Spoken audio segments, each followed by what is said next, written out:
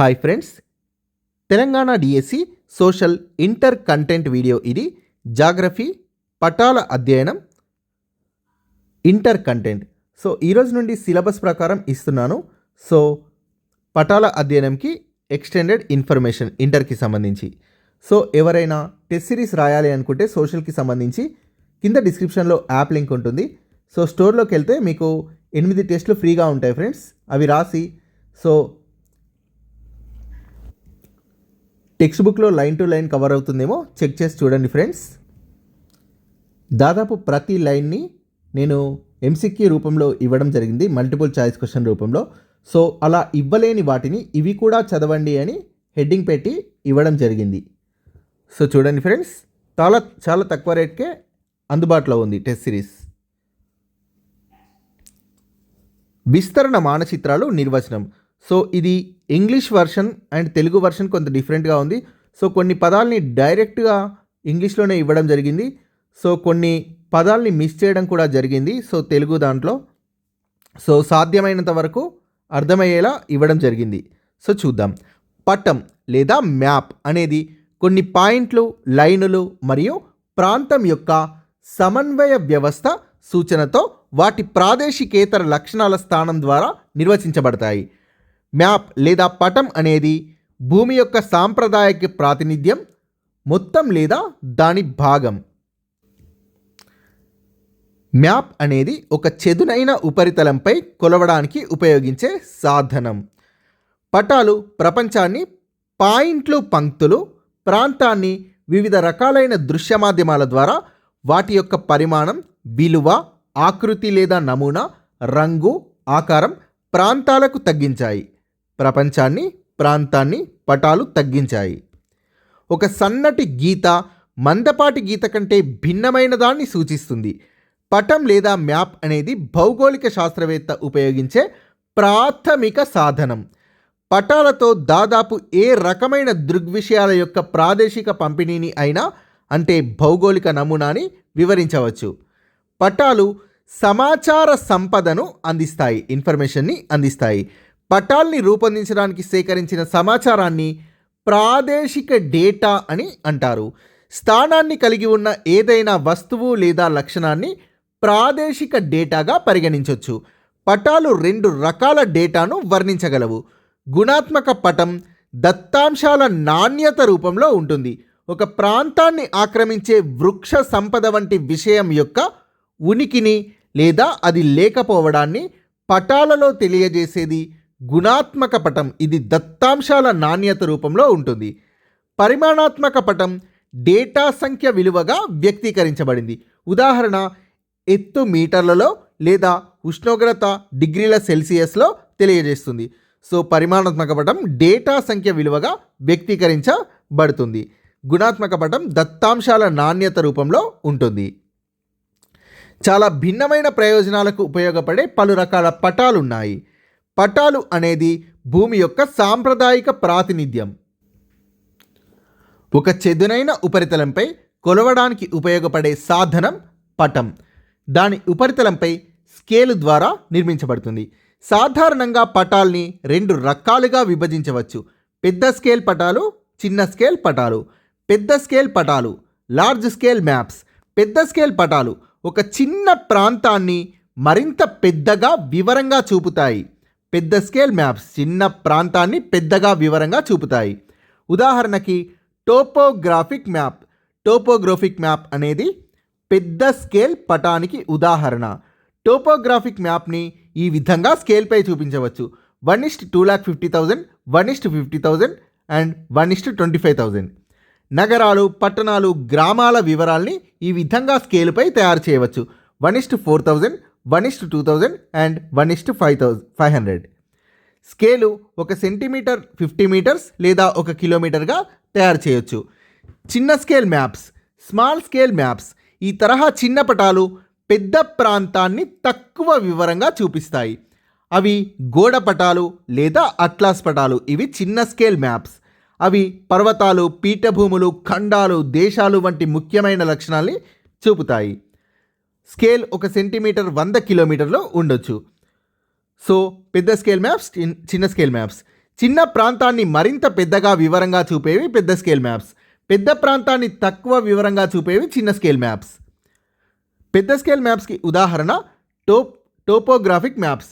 చిన్న స్కేల్ మ్యాప్స్కి ఉదాహరణ గోడ పటాలు లేదా అట్లాస్ పటాలు. పెద్ద స్కేల్ మ్యాప్స్ 1 సెంటీమీటర్ 50 మీటర్ లేదా 1 కిలోమీటర్గా స్కేల్ ఉంటుంది. సో చిన్న scale maps scale 1 centimetre 100 kilometres ఉంటుంది. పెద్ద స్థాయి పటాలు 2 రకాలుగా విభజించబడ్డాయి. ఒకటి cadastral maps, 2 topographical maps. Cadastral maps వ్యవసాయ భూముల క్షేత్ర సరిహద్దుల్ని మరియు పట్టణ ప్రాంతాల్లోని వ్యక్తిగత గృహాల ప్రణాళికను గుర్తించడం ద్వారా భూమి యొక్క ఆస్తి యాజమాన్యాన్ని చూపించడానికి కాడాస్ట్రల్ పటాల్ని తయారు చేస్తారు. భూమి యొక్క ఆస్తి యాజమాన్యాన్ని చూపించడానికి కాడాస్ట్రల్ పటాలు తయారు చేస్తారు. యాజమాన్యం యొక్క రికార్డును సర్వే నెంబర్ల వారీగా ఉంచడంతో పాటు ఆదాయాలు, పన్నుల్ని గ్రహించడానికి యాజమాన్యం యొక్క రికార్డును ఉంచడంతో పాటు రాబడి, పన్నుల్ని గ్రహించడం కోసం ప్రభుత్వ సంస్థలు కాడాస్ట్రల్ పటాల్ని తయారు చేస్తాయి. ప్రభుత్వ సంస్థలు కాడాస్ట్రల్ పటాల్ని తయారు చేయడానికి కారణం రాబడి, పన్నుల్ని గ్రహించడం.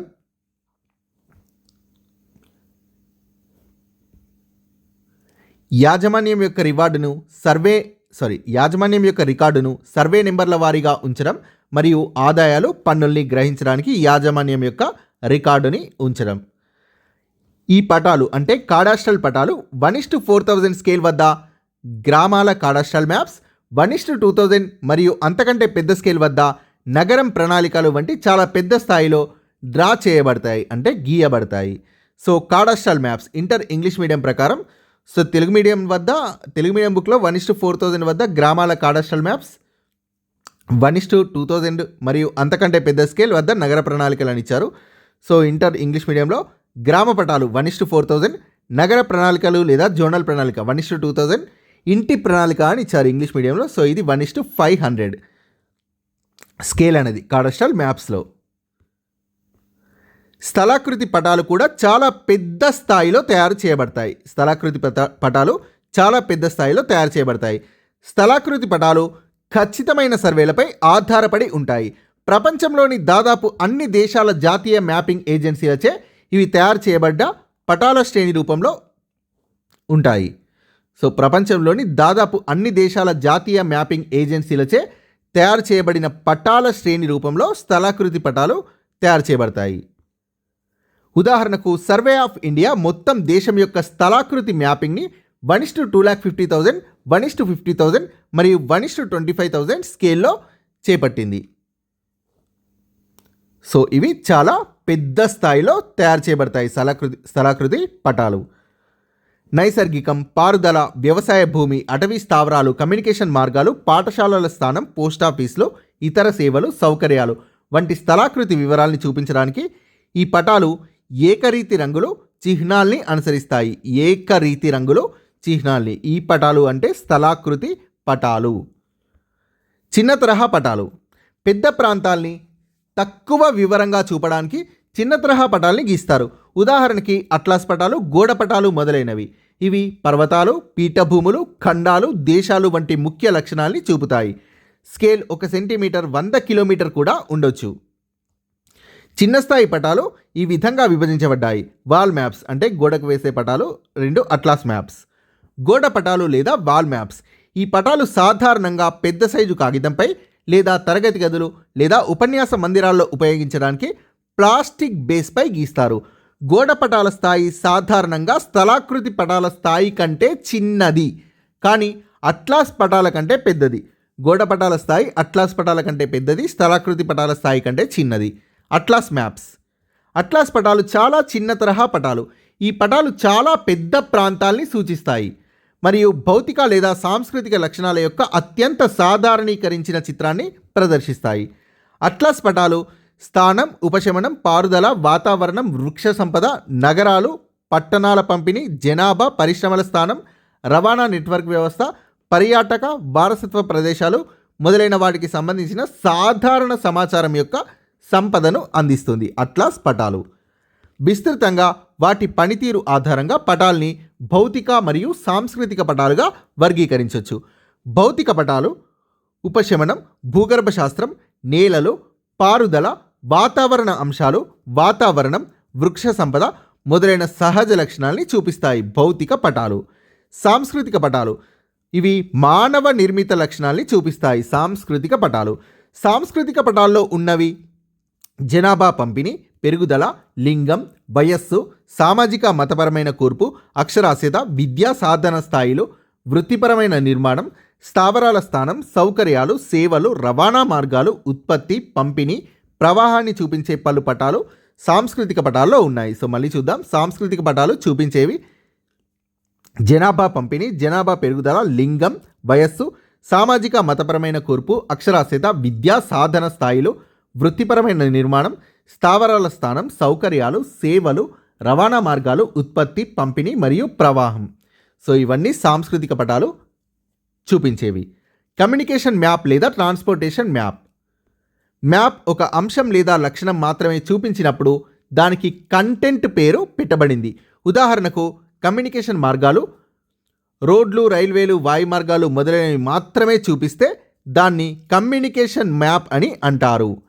కమ్యూనికేషన్ మార్గాలు, రోడ్లు, రైల్వేలు, వాయు మార్గాలు మొదలైనవి మాత్రమే చూపిస్తే దాన్ని కమ్యూనికేషన్ మ్యాప్ అని అంటారు. జనాభా పటం ఒక ప్రాంతంలో జనాభా పంపిణీని సూచిస్తుంది. మ్యాప్లో అనేక లక్షణాలను చూపించినప్పుడు దాని ద్వారా ప్రతిబింబించే ప్రధాన ఆలోచనకు లేదా అది చూపిన మొత్తం అంశాలని కలిపి ఆ పటం పేరు పెట్టొచ్చు. ఆర్థిక పటం ఉదాహరణకు ముఖ్యమైన వ్యవసాయ, ఖనిజ, పారిశ్రామిక ఉత్పత్తుల పంపిణీని చూపించే మ్యాప్ ఆర్థిక పటం. ఇది ముఖ్యమైన కేంద్రాలతో వివిధ సమాచార మార్గాల ద్వారా అనుసంధానించబడింది. దీన్ని ఆర్థిక పటం అంటారు. ఎందుకంటే దీని నుండి ఈ ప్రాంతం యొక్క ఆర్థిక అభివృద్ధి యొక్క స్వభావాన్ని అర్థం చేసుకోవచ్చు. పంపిణీ పటాలు ఖచ్చితమైన విలువ యొక్క విభిన్న వస్తువుల పంపిణీని ప్రదర్శించే పటాలని పంపిణీ పటాలు అంటారు. ఖచ్చితమైన విలువ యొక్క విభిన్న వస్తువుల పంపిణీని ప్రదర్శించే పటాలని పంపిణీ పటాల కింద వర్గీకరింపబడతాయి. పంపిణీ పటాలు ఒక నిర్దిష్ట ప్రాంతం యొక్క ఒక్క లక్షణాన్ని కలిగి ఉంటాయి. నిర్దిష్ట ప్రాంతం యొక్క ఒక్క లక్షణాన్ని. పంపిణీ పటాలు అవసరమైతే వస్తువు యొక్క ఖచ్చితమైన స్థానాన్ని కూడా వివరిస్తాయి. వస్తువు సహజంగా ఉండొచ్చు. ఉదాహరణ ఉష్ణోగ్రత, పీడనం, వర్షపాతం, వృక్షజాలం మరియు జంతుజాలం లేదా సాంస్కృతికంగా ఉండొచ్చు పంపిణీ పటాలు అనేవి. వ్యవసాయ మరియు పారిశ్రామిక ఉత్పత్తుల్ని పంపిణీ పటం చూపిస్తుంది. వ్యవసాయ మరియు పారిశ్రామిక ఉత్పత్తుల్ని ఇది స్థానపటాలు లేదా భౌతిక సంబంధమైన మ్యాప్లతో విభేదించవచ్చు. దీంట్లో ఉపరితల లక్షణాలు భూమిపై ఉన్న వాటికి, మ్యాప్లో గుర్తించబడ్డ వాటికి సరిగ్గా సరిపోతాయి. నిర్మాణ పద్ధతి ప్రకారం పంపిణీ పటాలని ఈ విధంగా ఉప విభాగాలుగా విభజించవచ్చు. డేటాను వీటి ద్వారా అనుసంధానించవచ్చు. సో పంపిణీ పటాల ఉప విభాగాలు: రంగు లేదా కలర్, గుర్తు లేదా సింబల్, లైన్స్ లేదా రెగ్యులర్ లైన్స్, చుక్కలు లేదా డాట్స్, షేడింగ్, బార్స్, బ్లాక్, వృత్తాలు లేదా సర్కిల్స్, గోళాలు లేదా స్పియర్స్. ఇవన్నీ కూడా పంపిణీ పటాల యొక్క ఉప విభాగాలు. వేర్వేరు వస్తువుల్ని వివిధ రంగులతో చూపించినప్పుడు ఆ మ్యాప్ని కోరోక్రోమాటిక్ మ్యాప్ అంటారు. జనాభా సాంద్రత, అటవీ రకాలు, వర్షపాతం యొక్క మొత్తం తీవ్రత మొదలైన వాటి యొక్క ప్రాతినిధ్యం వేర్వేరు రంగులు లేదా ఒక రంగు యొక్క వివిధ షేడ్స్ ద్వారా చూపించవచ్చు. జనాభా సాంద్రత, అటవీ రకాలు మరియు వర్షపాతం యొక్క మొత్తం తీవ్రతను వేర్వేరు రంగులు లేదా ఒక రంగు యొక్క వివిధ షేడ్స్ ద్వారా చూపించవచ్చు. పంటల పంపిణీని చూపించే పటంలో పత్తిని సి అని, పత్తిని ఇంగ్లీష్లో కాటన్ అంటారు, పత్తిని సి అని, గోధుమలు వీట్ని డబ్ల్యూ అని, మొక్కజొన్న మేజ్ని ఎం అని, బియ్యం రైస్ని ఆర్ ద్వారా చూపించవచ్చు. అదేవిధంగా బొగ్గు పంపిణీని కోల్ సి అని, కోల్ డిస్ట్రిబ్యూషన్ సి అని, ఇనుము ఐరన్ని ఎఫ్ అని మరియు బంగారం గోల్డ్ని జీ ద్వారా చూపించవచ్చు. పంటల పంపిణీని చూపించే పటంలో ఈ పటాలని కోరోస్కీమాటిక్ పటాలు అని పిలుస్తారు. సో పంటల పంపిణీని చూపించే కోరోస్కీమాటిక్ పటాలు మరియు ఉపయోగించే ఆంగ్ల అక్షరాలు: పత్తి కాటన్ సి, గోధుమలు డబ్ల్యూ, మొక్కజొన్న మేజ్ ఎం, సో వీటిలో ఇంగ్లీష్లో ఫస్ట్ లెటర్ గుర్తుంటే సరిపోతుంది. ఒక ఐరన్ మాత్రం ఎఫ్ అని గుర్తుపెట్టుకోండి. మొక్కజొన్న మేజ్ ఎం, బియ్యం రైస్ ఆర్, బొగ్గు పంపిణీ కోల్ డిస్ట్రిబ్యూషన్ సి. సో ఈ కోల్ డిస్ట్రిబ్యూషన్ గురించి ఇంగ్లీష్ మీడియంలో లేదు. ఇనుము ఐరన్ ఎఫ్, బంగారం గోల్డ్ జీ. సో ఇనుము లేదా ఐరన్ని లాటిన్ పదమైన ఫెర్రం నుండి తీసుకోబడడం వల్ల దీన్ని ఎఫ్తో సూచిస్తారు ఐరన్ని. గణాంక డేటా సమాన విలువ గల లైన్ల ద్వారా కూడా చూపబడుతుంది. అందువల్ల సమాన వర్షపాతం, ఉష్ణోగ్రత మరియు పీడనం మొదలైన వాటిని చూపించడానికి సాధారణంగా లైన్లని మ్యాప్లో గీయొచ్చు. ఈ లైన్లని వరుసగా ఐసోహైట్స్, ఐసోథెర్మ్స్ మరియు ఐసోబార్లు మొదలైనవి అంటారు. ఐసోహైట్ అంటే సమాన అవపాతం యొక్క బిందువుల్ని కలిపే పంక్తి. ఐసోథెర్మ్ అంటే సమాన ఉష్ణోగ్రత యొక్క బిందువుల్ని కలిపే పంక్తి. ఐసోబార్ అంటే సమాన పీడనం యొక్క బిందువుల్ని కలిపే పంక్తి. సో ఇక్కడ వరుసగా ఐసోహైట్స్, ఐసోథెర్మ్స్, ఐసోబార్స్ అంటారు. సో ఇక్కడ వరుసగా ఇచ్చారు కాబట్టి సమాన వర్షపాతం ఐసోహైట్స్, ఉష్ణోగ్రత ఐసోథెర్మ్స్, లైన్లు పీడనం ఐసోబార్స్. సమాన విలువగల గీతాల పంక్తులు చూపబడ్డ అన్ని పటాల్ని ఐసోప్లెత్ మ్యాప్స్ అని అంటారు. గొర్రెలు లేదా గుర్రం లేదా ఏదైనా ఇతర వస్తువుల పంపిణీని ఏకరీతి పరిమాణంలో చుక్కలు పెట్టడం ద్వారా చూపొచ్చు. ప్రతి చుక్క ఒక నిర్దిష్ట సంఖ్య లేదా పరిమాణాన్ని సూచిస్తుంది. వీటిని డాట్ మ్యాప్స్ అని అంటారు.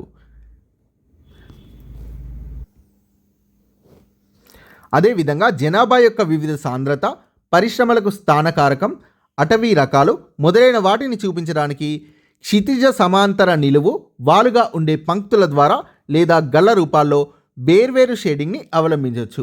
ఇలాంటి పటాల్ని కోరోప్లెత్ పటాలు అంటారు. భౌగోళిక డేటా యొక్క కార్టోగ్రాఫిక్ రేఖాచిత్ర ప్రాతినిధ్యంలో బార్లు, వృత్తాలు, గోళాలు, ఇతర ప్రాతినిధ్య ఆర్క్ కూడా ఉన్నాయి. మ్యాప్ల యొక్క ప్రాముఖ్యత మరియు ఉపయోగాలు. మ్యాప్స్ భౌగోళిక శాస్త్రవేత్తల యొక్క సాధనాలు. పటాలు అనేవి ఇతర శాస్త్రాలు మ్యాప్లపై భౌగోళికంగా ఆధారపడవు ఇతర శాస్త్రాలు. అయితే వాటి వాస్తవాలను లేదా డేటాను వివరించడానికి పటాలు, రేఖాచిత్రాల్ని ఉపయోగిస్తాయి ఇతర శాస్త్రాలు.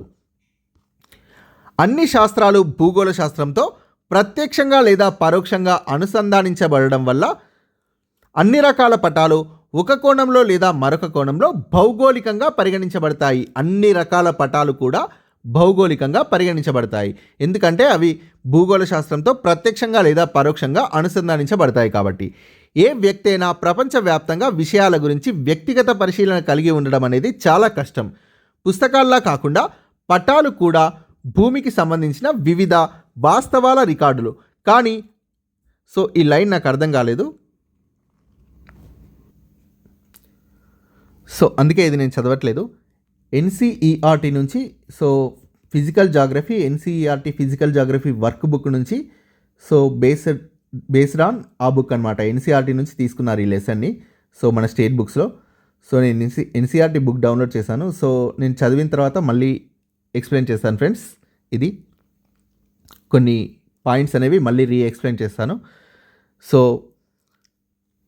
పటాలు కూడా భూమికి సంబంధించిన వివిధ వాస్తవాల రికార్డులు, తెలియని మరియు కనిపించని భూములు కూడా వాటి అసలు రూపంలో చూపిస్తాయి.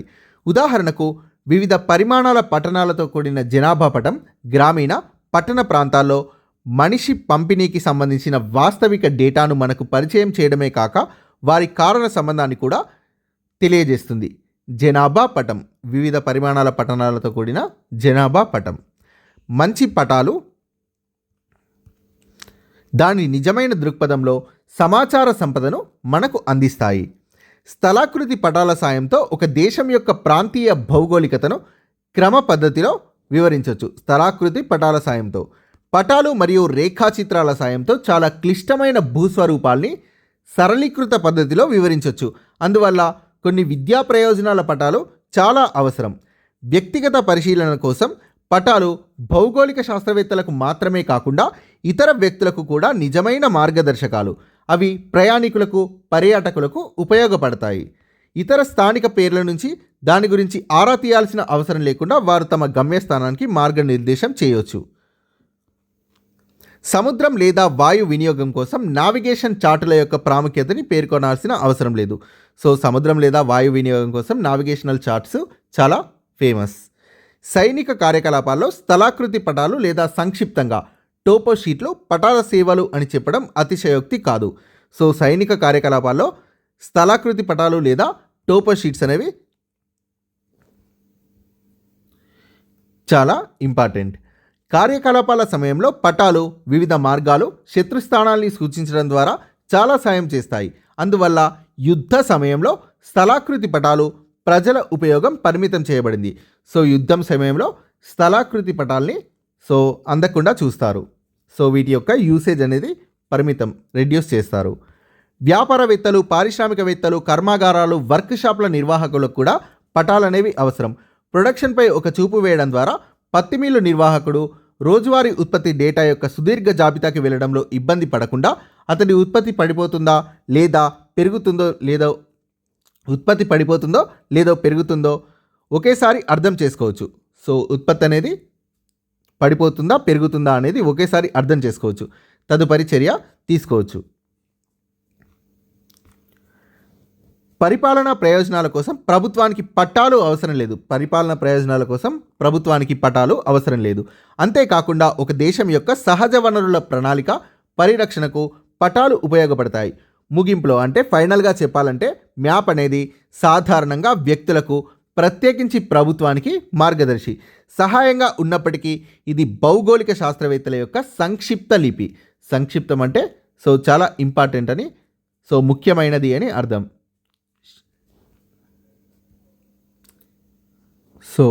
తక్కువ వర్డ్స్లో చెప్పడం ఇంపార్టెంట్ ఇన్ఫర్మేషన్ని సంక్షిప్త లిపి అంటే. ఇది సరైన శిక్షణ, అభ్యాసం లేకుండా పూర్తిగా అనుసరించబడదు. Thank you friends. Please subscribe this channel and please share this video.